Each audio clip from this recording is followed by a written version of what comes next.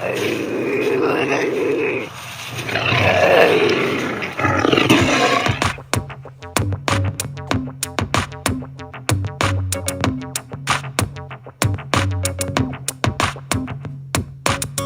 blast off in my time machine. Third eye feeling like an Evazine. Blast off, blast off, blast off, blast off. Come blast off in my time machine. Third eye feeling like an Evazine. Blast off, blast off, blast off, blast off. Blast off on another episode of Hero Paranormal Podcast, broadcasting from the base at La Madre Mountain, just south of Area 51. Happy Halloween to all of you. My name is Ryan, the original outlaw of the airwaves, bringing you an epic episode today.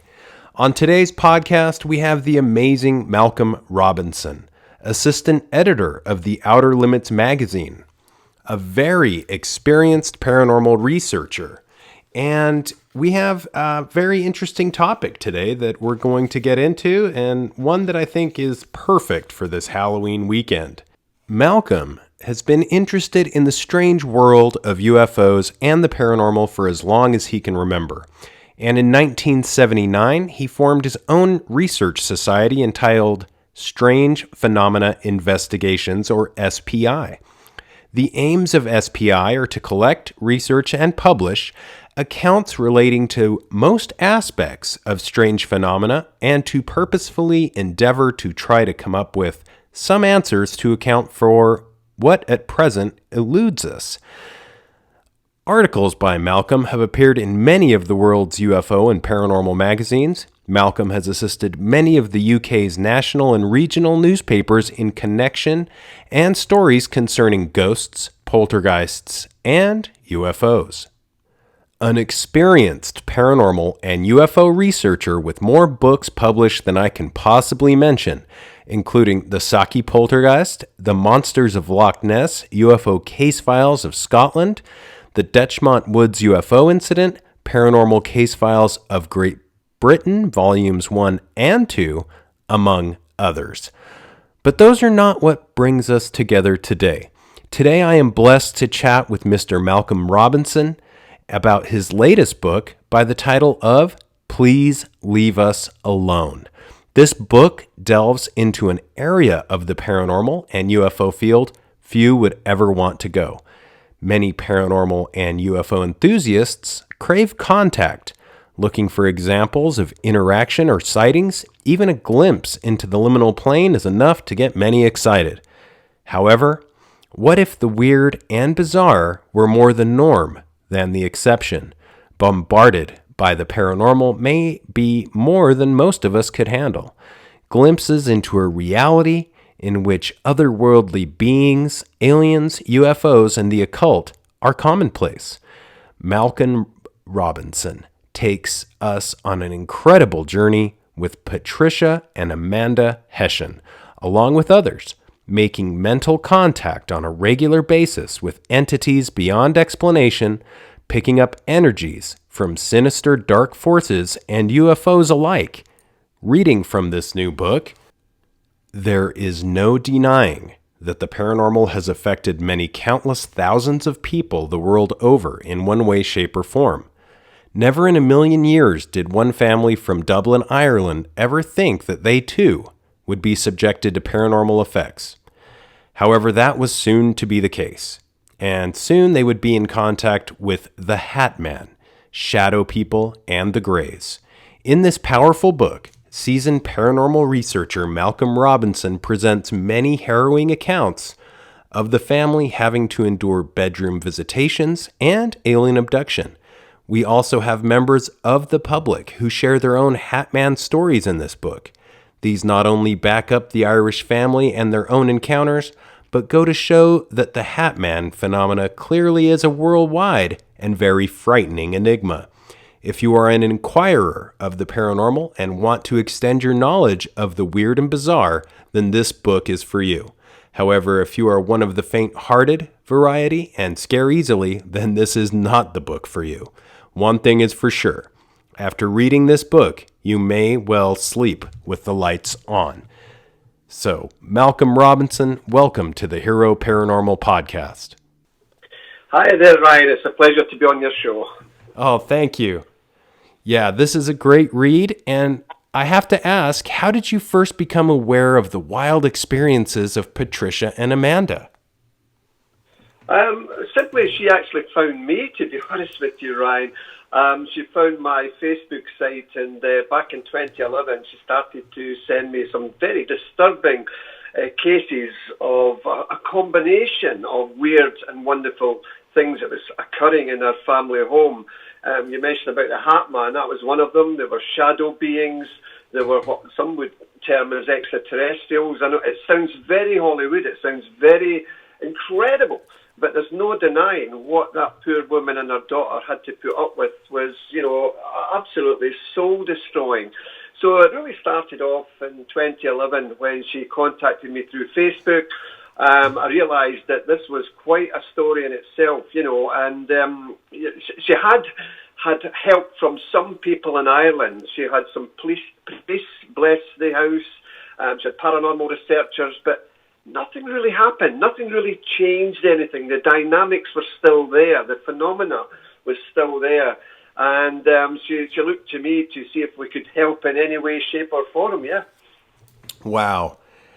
And it was very eerie. A lot of the things are very eerie in the book. And reading the book, it seemed like the high strangeness and paranormal activity followed Patricia and Amanda wherever they went. Is that true? Yeah, it would seem to be that. I mean, initially when she lived in America, she lived in Massachusetts, and one of the very early experiences she had of the Hat Man was in a cellar basement in this house, and she was down with her father, and then she looked to the corner of the basement, and she saw this tall, shadowy figure wearing what looked like a fedora-type hat, very menacing looking, looking in her direction, and she just screamed out of there. And even as a young girl growing up, initially in America, before she moved to Ireland, she was having strange dreams, seeing strange creatures. So even from an early age, she was plagued, for want of a better word, of paranormal occurrences, yeah. Yeah, it definitely seems that way. And with Halloween here coming up, and there was a saying that really freaked me out in the book. Amanda was fast asleep when Patricia heard her say the Devil's Secret Service, or at least she hoped it was Amanda saying it. It really did seem a group of otherworldly entities were on a mission against this family. Is the drama continuing with them, and have you had any ideas as to what the phrase might have represented? Well, we clearly don't, unfortunately. The Devil's Secret Service, that has a number of connotations. You could tread down any alleyway looking to see an answer for that. But certainly since the book has been published, the phenomena hasn't truly stopped. There's still been instances where they've seen these bizarre creatures. I mean, some of them were only about 15 centimetres in height, and they've been scratched on their bodies, they've been nipped, they've been poked. It sounds like something out of a movie, and that's why I said in the introduction to the book, Ryan, that a lot of readers will just think this is a story that's just simply been made up. And I can't, say enough that this is not the case, absolutely not the case. And there must be many, many people and families throughout the planet of ours going through similar experiences who don't have a voice to share that. And the mainstay of the book is for Amanda and Patricia to get this story out was just to say, look, this has happened to us. And if anybody has this experience in their lives, please go to a paranormal researcher or whatever and try and get some help. Because it's one of these situations, Ryan, people say, well, who do I go to? Do I go to my local doctor? Do I go to the police? How do you deal with this? And thankfully, she was one of the many people who, as I said earlier, who's came on my Facebook and asked for some help, yeah. Yeah, absolutely. And you did help. And there are portions of the book where others helped as well, and some of them almost beyond the veil. In a portion of the book, Patricia and Amanda came face-to-face with a priest in a long robe. Can we tell listeners a bit about that amazing experience and who that priest may have been?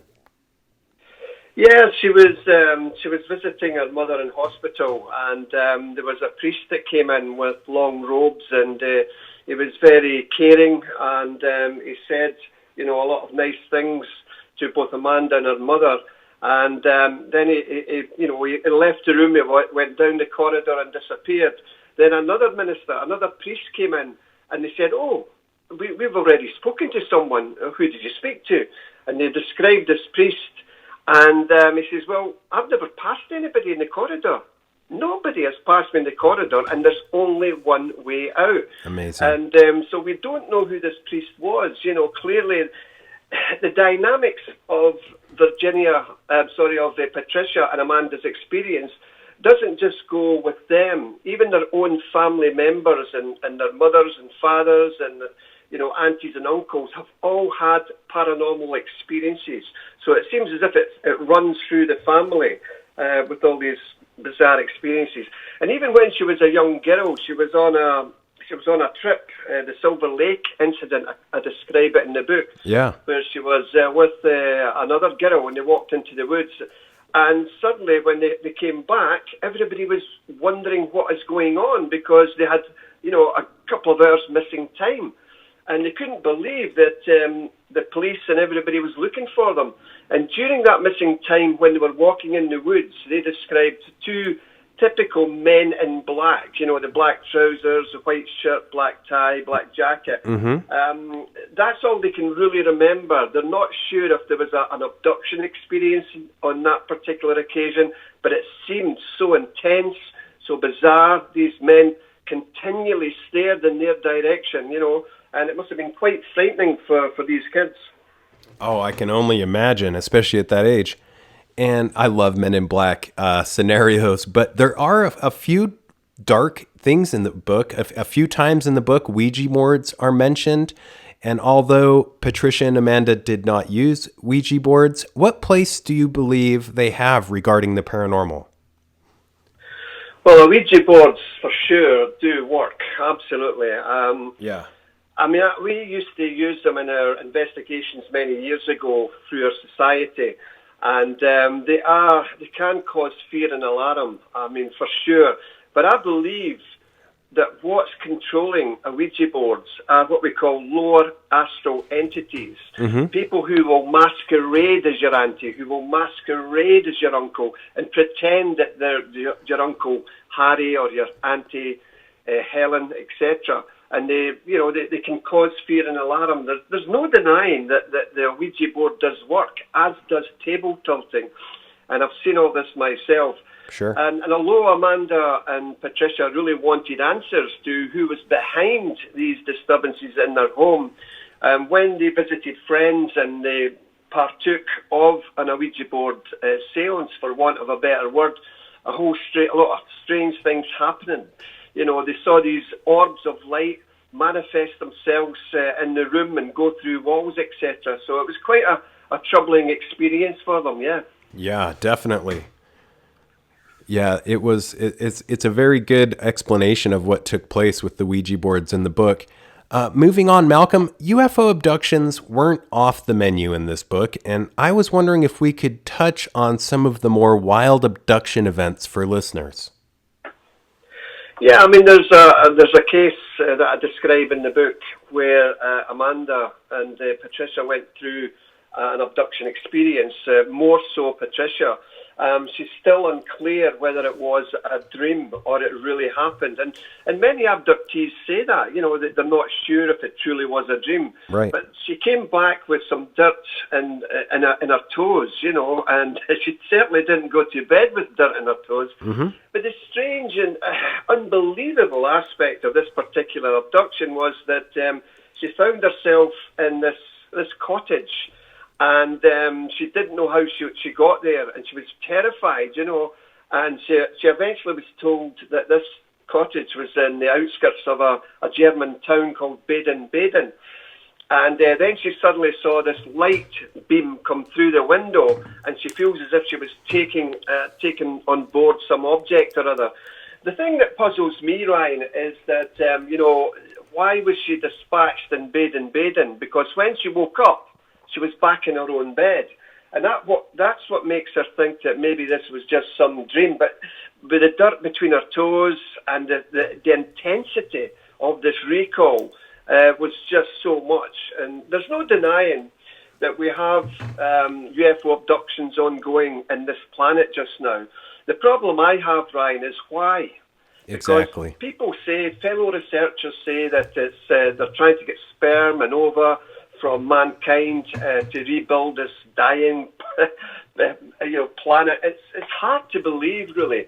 But my point is, surely they have enough genetic material, that is the Greys, that they don't need to re-abduct people, to take people from the comfort of their own beds, etc., or in some instances cars, etc. Surely they have that information. Some people have suggested, is it possibly they're looking into a soul? These Greys don't have souls. They're trying to find out what is the chemistry, what is the makeup, what is the build-up behind human beings. When I started off, Ryan, to disprove all these subjects, ghosts, poltergeists, UFOs. I honestly felt that there were no validity in these claims at all. But it's like anything else in life. Once you get your hands dirty, once you physically meet people and put yourself in these environments, then you can clearly see that there is a UFO presence ongoing throughout this planet of ours. For me personally, I don't think, for instance, that the Greys or any alien race helped mankind build the pyramids or they placed the stones in Cusco or any of these places as well. We don't give enough credence to ancient man and his ingenuity. He never had Netflix. He never had any, these new technologies today. He just had himself, his mind, and the lay of the land and his ingenuity to either build Stonehenge or the pyramids, etc. Amen. But getting back to the main point is that not only were these poltergeist manifestations and orbs occurring in Patricia's home, she also saw aerial craft probably about half a mile to a mile away from her home in Dublin. And these aerial craft did not conform to any conventional aircraft design or helicopter design that we currently know. These were really weird objects. Sometimes these objects conformed, it was just like coloured balls of light which would appear above her garage and shed outside in her back garden. And these were witnessed by, other people as well. So it's not just Patricia and Amanda who have the recall of this. Their testimony has been backed up by neighbours as well, yeah.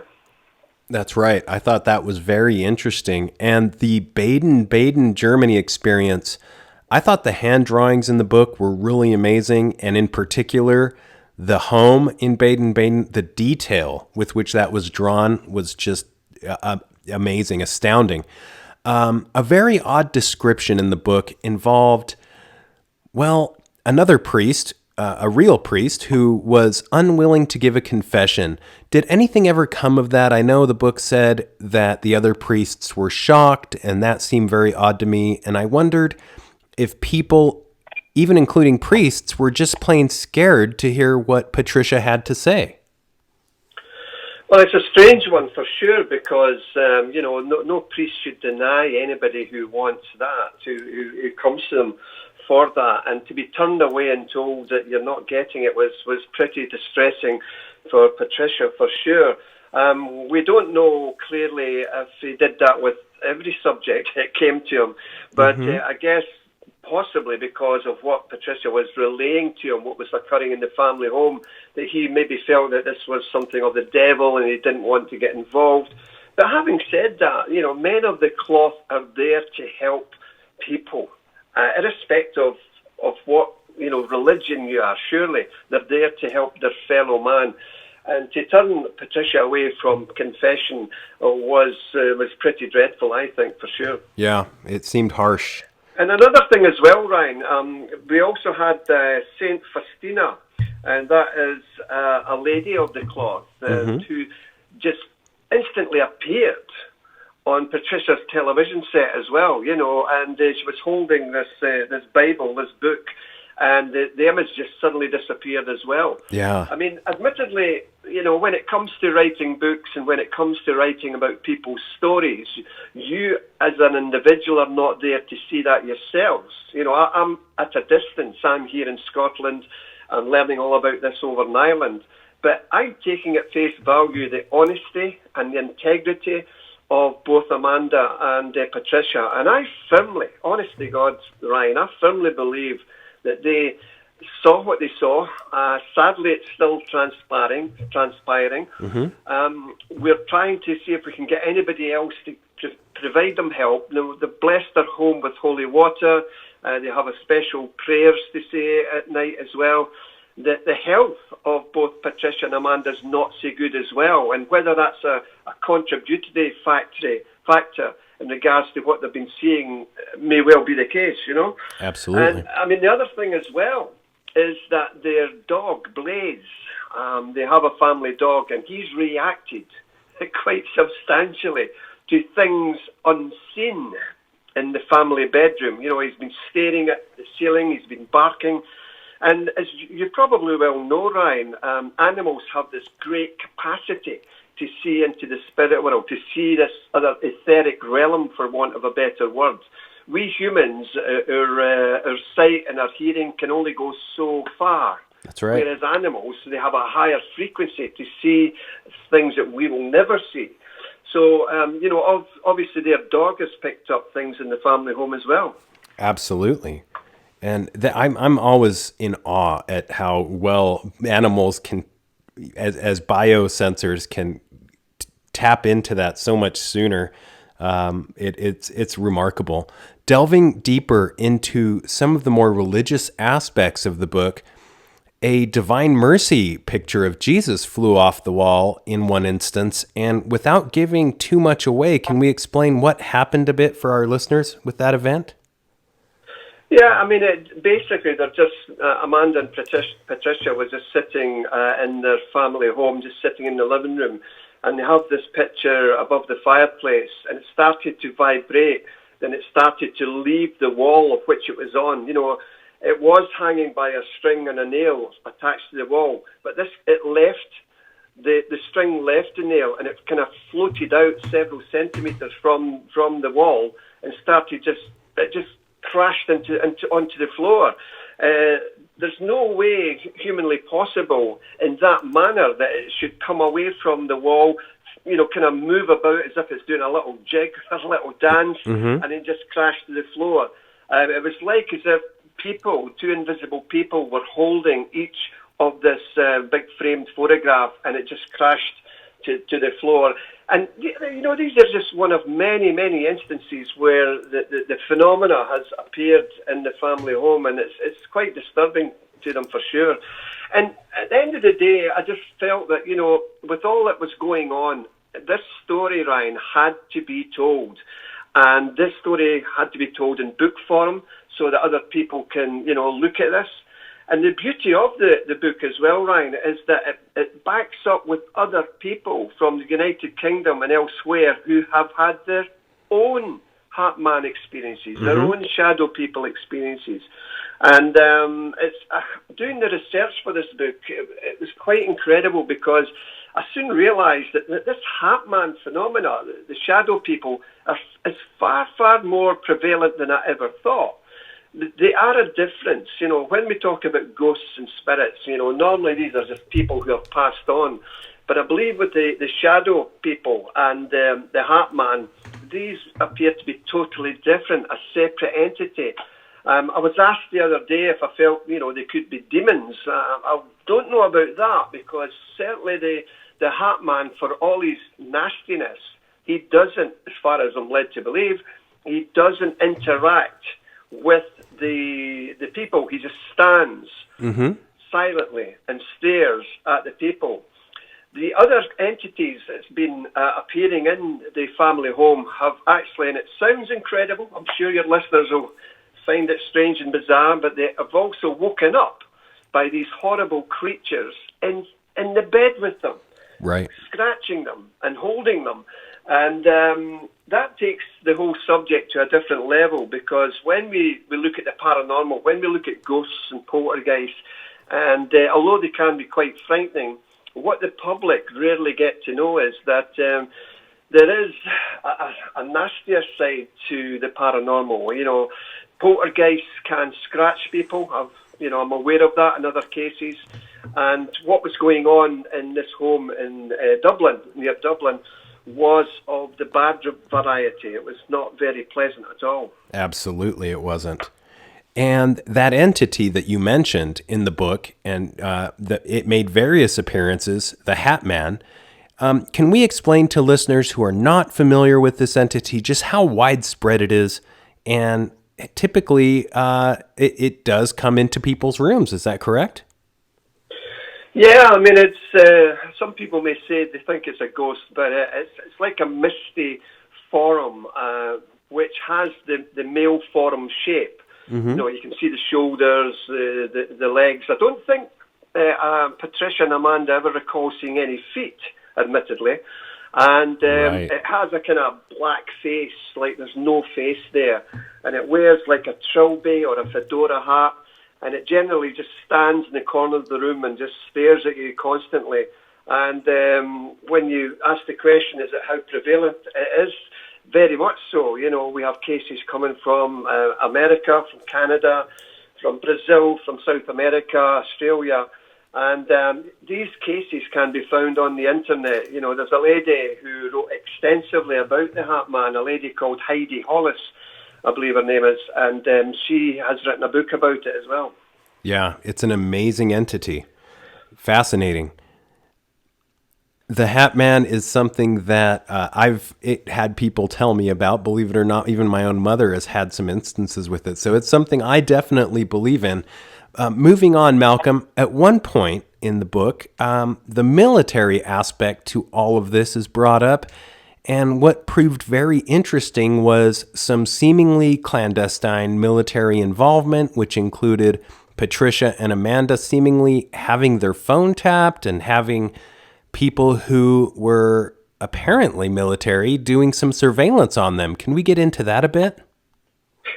Yeah, for sure. On one occasion, they looked outside their home and they saw military helicopters. They saw what they describe as Range Rover vans parked in the street. And you get to know, when you live in a location, you get to know the normal cars that sit outside your house, and these were like a sore thumb. Right. These were like a fly in the ointment. They should not have been there. They look so conspicuous, you know. And she does believe that these were possibly, if not military, or local police, or people who were just in the area, either, you know, tapping their phones as well, or trying to get more information about what was going on in the family home. But they should not have been there. These vehicles have never been seen there before or since. Right. That's a heads up. Definitely a red flag of sorts. And I believe there was an instance where she spoke with someone, I wanted to say at an airfield possibly, and they told her not to tell anyone about her sightings. Is that correct? Yeah, that's correct. I think it was Baldonnel Airfield. She went to speak to somebody there about the strange objects she was seeing in the sky, and there was quite an interesting response that she got back from one of the personnel there on the base. It said that once he learned about what Patricia had been seeing, he just said, "You should not be talking about this." When she pushed him for a wee bit more information, he just left it at that. And of course, that's kind of typical from the Air Force, not just in Ireland, but right across Europe. You know, you try your best to get people to come forward with the stories.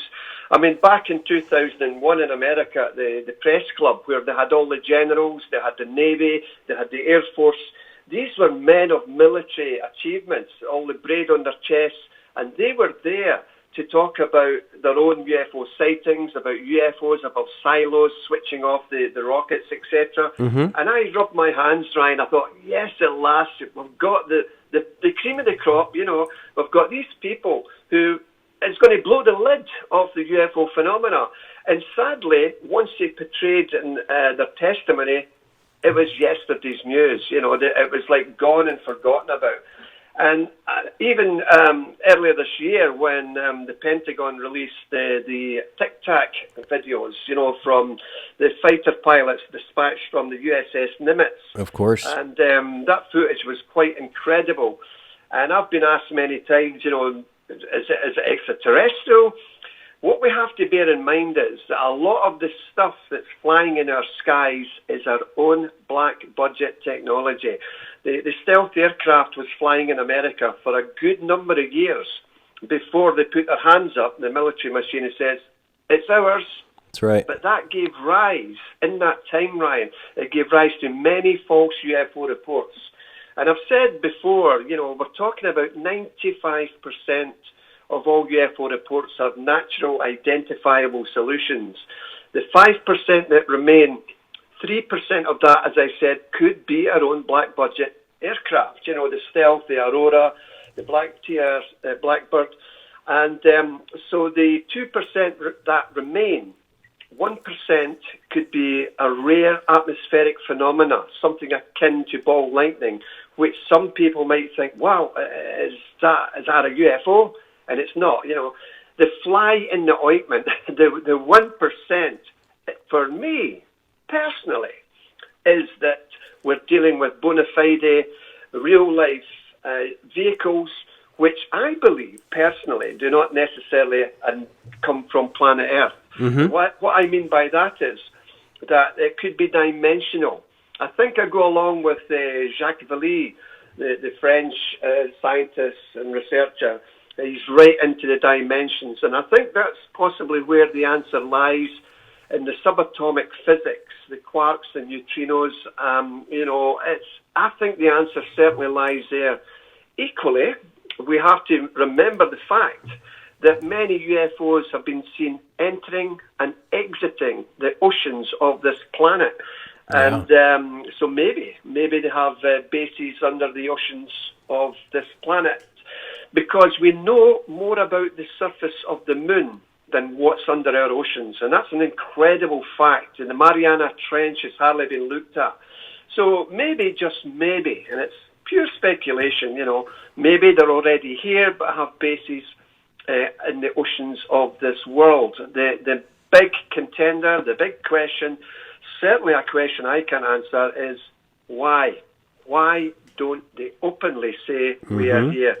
There must be an agenda, Ryan. There must be a reason for why we don't have full contact.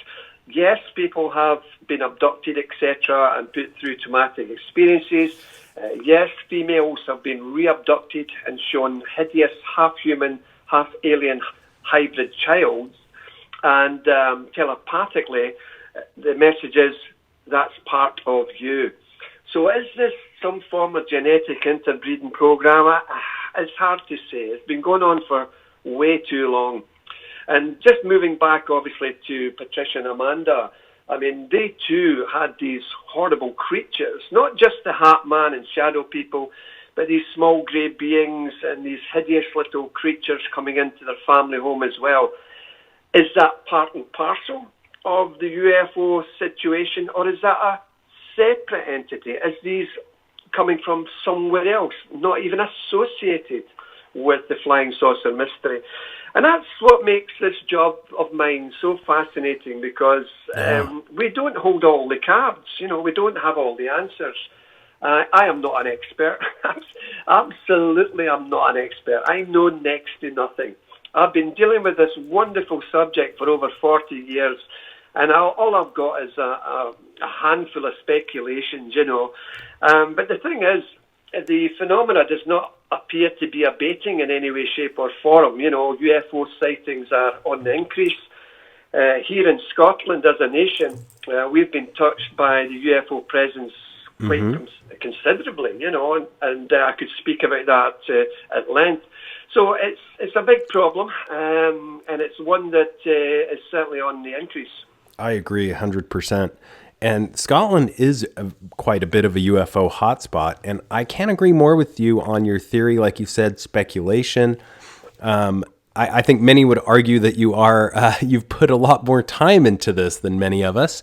And I agree 100% that the oceans hold many secrets to this aspect. And I mean, the Mariana Trench, as you mentioned, I'm in 100% agreement that there's something going on there. I recently found out from a source that the intelligence, naval intelligence, as well as the Air Force have monitoring stations that keep an eye on the Mariana Trench. And why would they be doing this if there wasn't something, cases and beyond that were of interest to them? So I agree. There's proof, but it's difficult. It's difficult to confirm it, and I think that's why it's good to do some speculation, because I think where there's smoke, there's fire, and there's definitely a lot of smoke here. The military aspect is very interesting to all this, and anyway, getting back to Patricia and Amanda. A great instance of proof in the book is that various friends confirm Patricia's and Amanda's bizarre events, everything from next door neighbors to others. Did this come as a surprise to you, or was it just something that you found along your research? Yeah, it's something that I found along my research, and obviously I needed to speak to these people, or email, or at the very least get in touch with these people to find out if that was true. And I found out that, yes, it was true. You know, the next-door neighbour, he saw a lot of strange things happening in the family home as well. He certainly saw a lot of orbs appear, etc. And a friend, an on-off friend of Patricia, she's had a lot of things happening in her house as well, and that's mentioned in the book.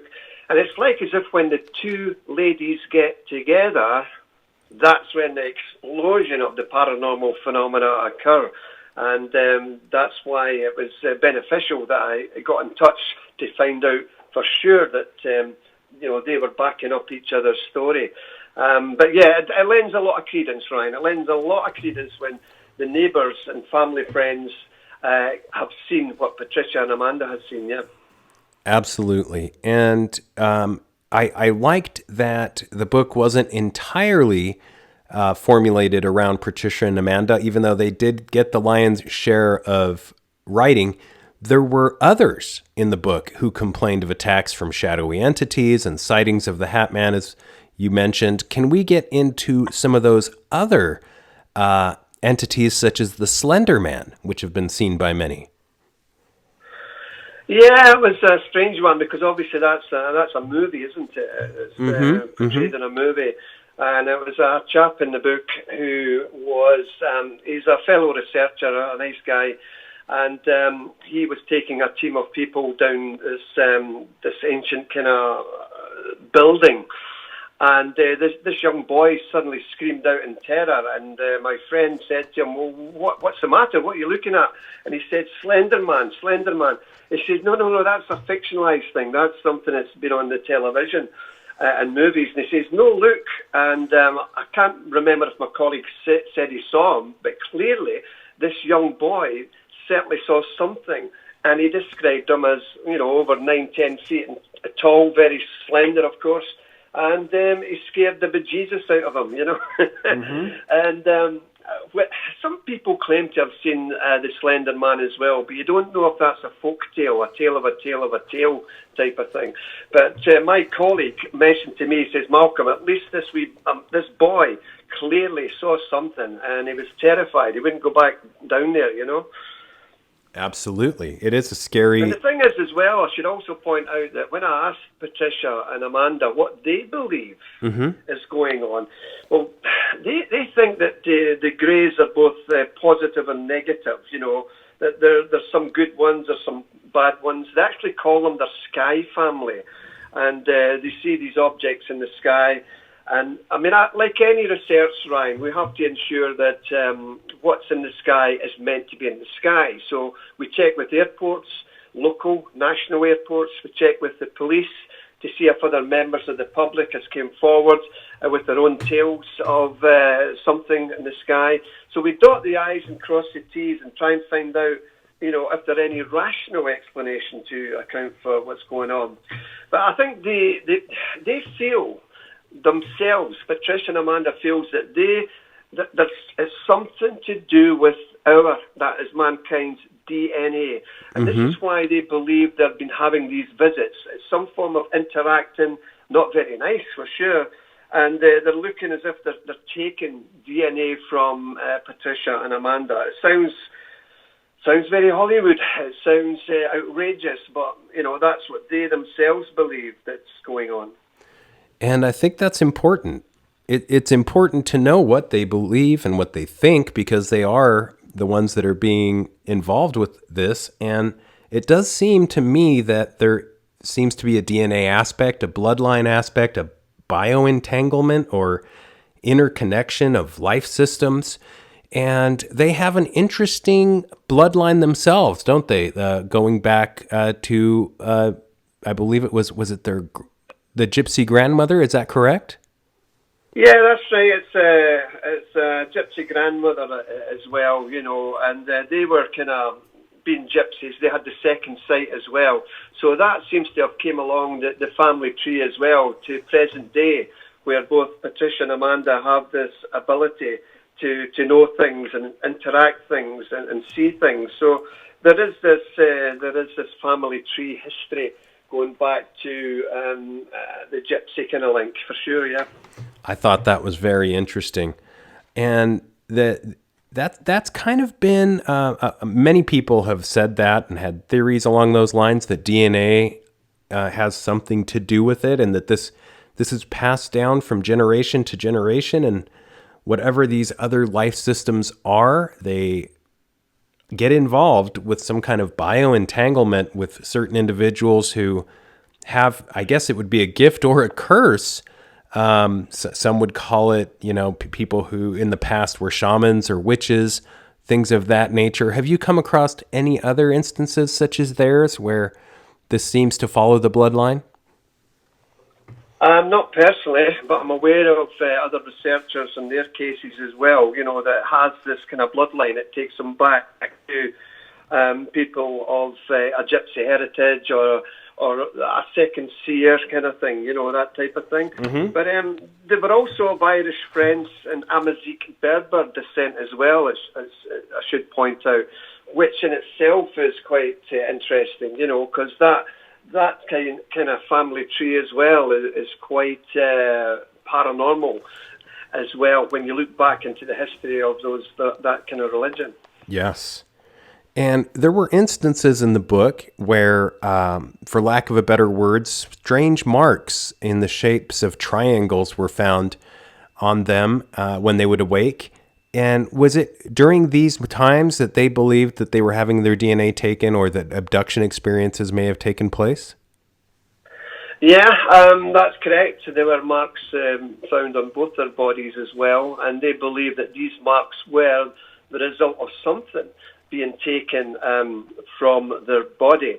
I mean, we all know our bodies. We go in the shower, we go in the bath, we know all our imperfections, but these just suddenly appeared one day, and they do believe that was something happening that night that it was taken from their body, be it DNA, be it anything else, but that's what they believe for sure, yeah. Yeah, amazing. And something else, lastly, before we start wrapping up, I wanted to just tell listeners that you really do go into the debunking aspect from a skeptical slant. You come from a skeptical slant, and I liked how you mentioned the various things that it could or could not be, and how these cases are beyond sleep paralysis. What are your thoughts? As I really appreciated that at the end of the book you explained all of the different things. It could be hallucinations, olfactory, very, very in-depth. But these cases are beyond sleep paralysis. What are your thoughts to what has been taking place and what possibly Patricia and Amanda are undergoing? Yeah, I mean, any researcher worth their salt has to look at other aspects of a phenomena Does it have a natural explanation? And with any book I write, I always try to look over the fence and give the other side of the coin, Ryan. It's very important not to be one-sided. And when I asked, Patricia and Amanda if they would give me their permission to really give a skeptical slant on their experiences, they clearly says, yeah, Malcolm, absolutely. You just do what you have to do. We're just pleased to get this story off our chest. I looked at a whole range of different things that may, big word, may be the result of that. And one of these situations were sleep paralysis. This feeling of being unable to move or speak, being conscious of one's surroundings, feeling that something or someone's in the room. We also have narcolepsy, excessive daytime sleepiness, sudden attacks of sleep, sudden loss of muscle tone. We have night terrors. All these things other people have experienced, night terrors of screaming out loudly, thrashing, kicking about the covers, strange behaviour. We also have the exploding head syndrome. It sounds very bizarre. Yes. But thankfully your head does not explode. But what that is, effectively, is the hearing of loud noises. These noises can be frightening. You may see a strong flash of light. I looked at parsomnia. We looked at hallucinations, both visual, auditory, tactile hallucinations. And, we also looked at a hoax. And I said to Patricia and Amanda, I said, look, I've got to ask this question. Are you telling the truth? Are you making up this story just to get rehoused, to get a better house? Perhaps you've tried everything to get out of this family home. You can't do it, so you're making up this scenario to get rehoused. And thankfully they says, no, Malcolm, you know that. We wouldn't dream of that. And so I was quite pleased that that was not a hoax, I also asked if it was they were doing it for money. Is it monetary gain? Are you looking to sell your story into the national tabloids? Are you looking to go on radio? And they said, not at all, Malcolm, not at all. We are not making this up. We are giving you this story free of charge. We don't want paid in any way, shape or form. We're prepared to go under hypnosis. We're prepared to take lie detector tests because we know, they said to me, Malcolm, we know this story sounds bizarre. We know that people will find this hard to believe, but we want to ensure that people understand the terror that we've been going through and the avenues we've tread down to try and alleviate this. I think it sounds bizarre, but I think they've come to kind of terms with it a wee bit now, even though it's not so good. They've come to accept it. But having said that, I don't feel they should accept that. This is an intrusion on their daily lives, which, it needs to be addressed, it needs to be sorted. At the moment, I'm trying to see if we can get any field investigators to assist them in Ireland to go along. The fear factor I have is because the house has been blessed, nothing seems to have changed, Ryan. It's like, well, you can bless it every day and all day, but it's still going to be there. And this is the main problem, is trying to gain some semblance of a normal life for Patricia and Amanda so that they can live out their lives peacefully and respectively. People might say, well, why don't they move to another part of Ireland or come to Great Britain? You know what? I think the phenomena may still follow them because sometimes that is the case. Admittedly, I did say to, and it's in the book, Ryan, I says, okay, tell the Hat Man and the Shadow people to come and see me. Come and see me, Malcolm Robinson. And because I'm one of these guys, Ryan, who like to get that evidence yesterday. I want to get my hands right in that pool of the paranormal pool. And I was quite disappointed, actually, when nothing happened. She says, Malcolm, I tried. I told them to go to you, but nothing happened. And maybe one day that I may see something like that. The thing is, what your listeners need to be aware of, that the paranormal has touched me in other ways. I've had my hair pulled by spirit. I've been kicked by spirit. I've seen a chest of drawers rise up into the air, float across the room and drop at my feet. Wow. I've seen so many paranormal events in my life that I'm now convinced of the validity of life after death. I've spoken to clinical physicians, people in near-death experiences, and I don't believe that it's all oxygen starvation to the brain, seeing this bright tunnel, etc. I think there's far, far more to it than that, Ryan. Sure. The evidence for life after death is absolutely overwhelming.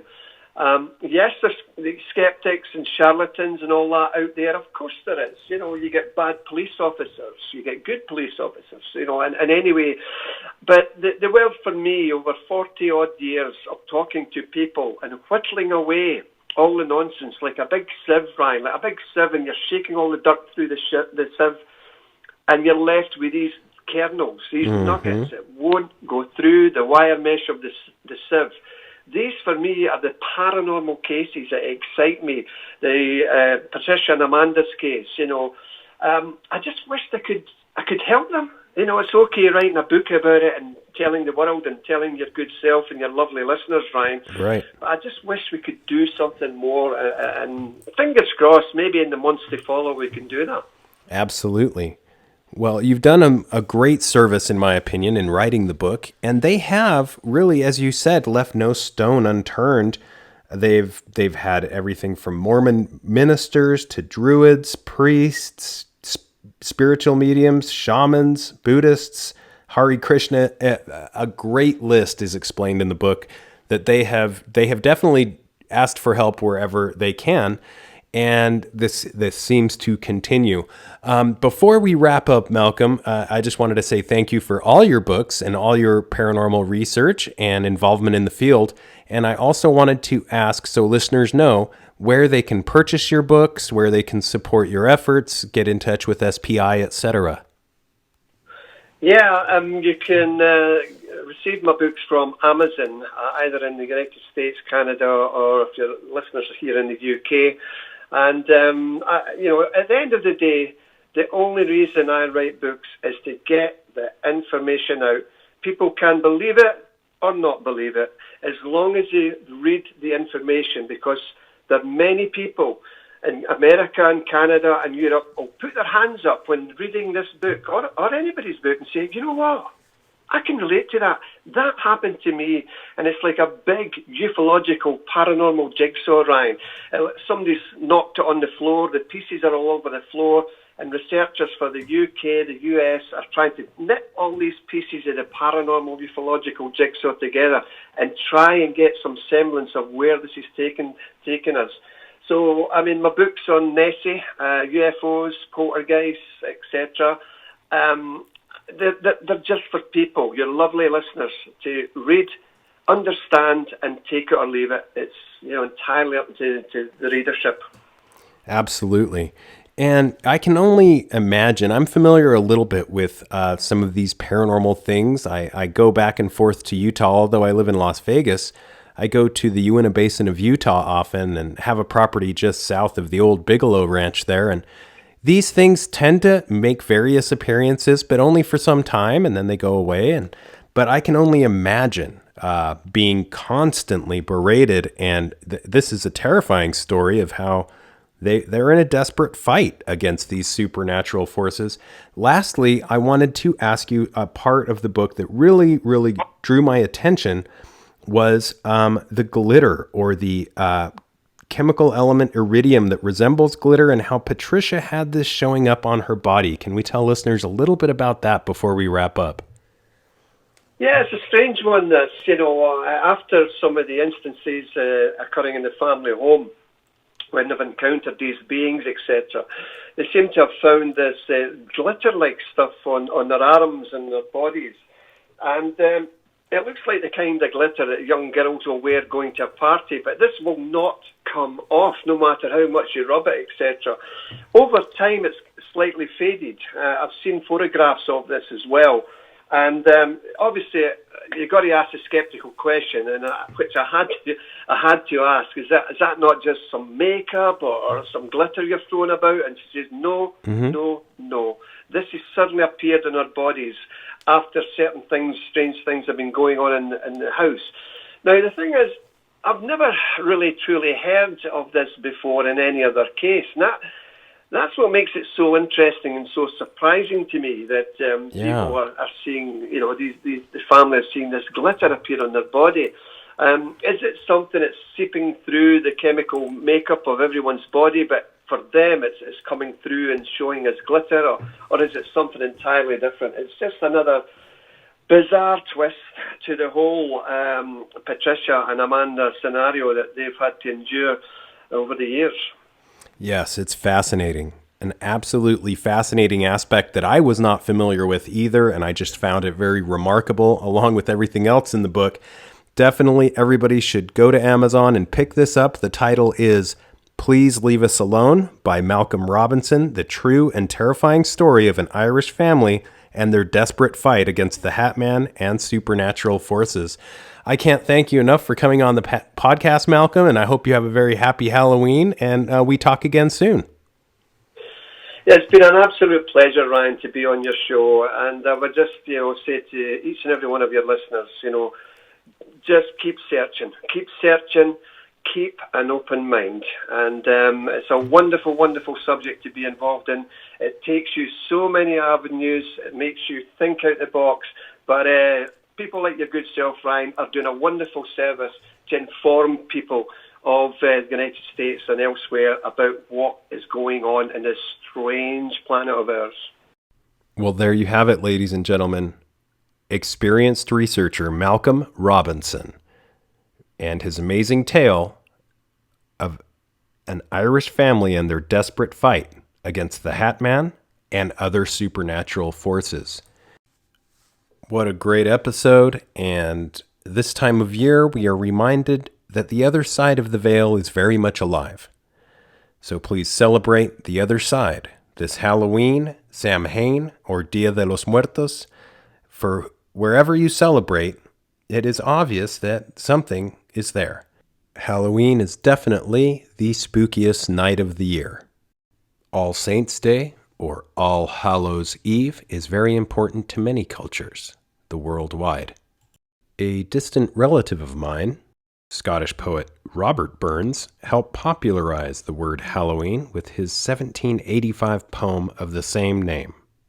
According to mythology, the veil between the other world and our world thins during Samhain, making it easier for spirits and the souls of the dead to return.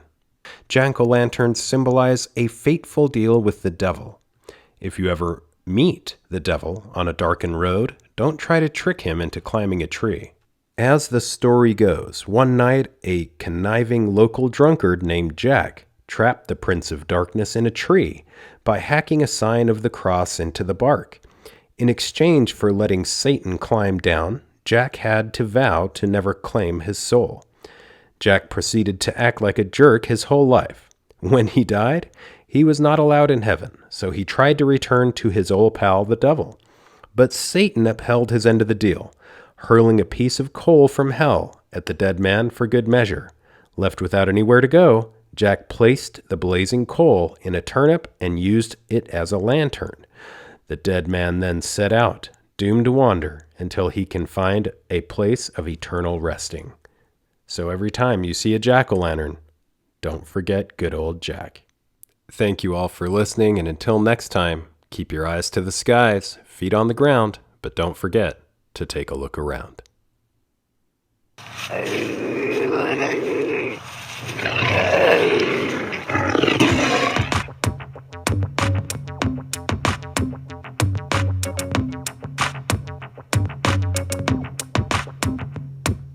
Come blast off in my time machine. Third eye feeling like an Visine. Blast off, blast off, blast off, blast off. Come blast off in my time machine. Third eye feeling like an Visine. Blast off, blast off, blast off.